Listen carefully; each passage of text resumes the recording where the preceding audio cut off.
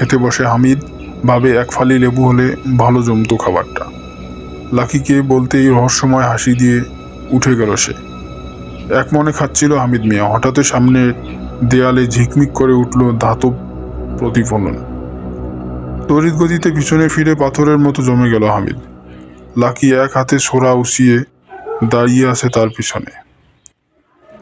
হামিদের মাথার তালুর দিকে তাক করা, চোখে কোনো কালো অংশ নেই, পুরোটাই সাদা। বনবন করে ঘুরছে চারপাশে। আরেক হাতে অর্ধ কাটা কাগজি লেবু থেকে ঝরঝর করে গড়িয়ে পড়ছে তাজা রক্ত। লাকির হাতের তালু বরাবর ফালি ফালি গভীর ক্ষত। লাকি বলে তীব্র কণ্ঠে আর্তনাদ করে ওঠে হামিদ। কা কা করে কর্কশ কণ্ঠে ডেকে ওঠে পাশের আম গাছে আশ্রয় নেয়া কয়েক শত কাক। নরক গোলজা শুরু হয়ে গেছে যেন চারপাশে। এবার বিস্ফোরিত চোখে হামিদ দেখে লাকির লম্বা চুলগুলো উপরে উঠে যাচ্ছে, সাথে সাথে লাকিও। চুল ধরে কেউ তাকে ঝুলিয়ে রেখেছে ছাদের সাথে।